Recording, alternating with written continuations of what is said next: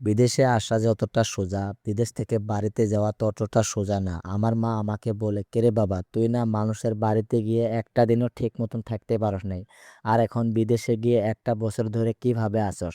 হে আমার ভালোবাসার মানুষ, আসসালামু আলাইকুম। আজকে আমাদের অনেক দিন পর ১ বছরের আশা পূর্ণ হতে চলেছে। তো কি আশা পূর্ণ হতে চলেছে আপনারা ভিডিওটাকে লাস্ট পর্যন্ত দেখতে থাকুন। আমি যেদিন গোয়াতে এসেছিলাম সেদিন থেকেই আমাকে ফাপড় লেগেছিল। কিন্তু চ্যাংড়া মানুষের কপাল বলেই বাড়িতে যাওয়া হয়নি। যারা বাড়ি থেকে ভাবেন বিদেশে টাকা ইনকাম করা অনেক সোজা, তাহলে আপনারা ভুল বুঝতেছেন। কারণ যারা বিদেশে থাকে তারাই জানে একমাত্র বিদেশে ইনকাম করা কত কঠিন। পাক্কা একটা বছর সময়ের সাথে লড়াই করার পর আজকে চলে আসলো আমাদের সেই বাড়ি ফেরার দিন। যেহেতু আমাদের প্রবাসীদের জন্য এটা অনেক বড় একটা দিন, তাই আমরা ৫ বন্ধু মিলে চলে আসলাম মার্কেটে কাপড় কেনার জন্য। আমার গায়ে যেগুলো শার্ট লং প্যান্ট দেখতেছেন এগুলো এখান থেকে নেওয়া। তো আপনারা কমেন্ট করে জানাবেন এগুলো কেমন লাগবে। লং প্যান্টটা একটু বড় হয়েছে, টেনশন নেওয়ার দরকার নেই, টেইলারের কাছে গিয়ে কেটে নিব। দোকানের সামনে দিয়ে যেতে একটা ট্রলি ব্যাগ পছন্দ হলো, তাই ব্যাগটা নিয়ে নিলাম, কিন্তু আমার না, জাহাঙ্গীরের। আপনারা হয়তো ভাবে আছেন আমি খালি শার্ট আর লং প্যান্ট নিয়েছি, কিন্তু না, তার সাথে বেল্ট নিয়েছি, চশমা নিয়েছি, জুতা নিয়েছি, পারফিউম নিয়েছি, আরো বহুত কিছু নিয়েছি।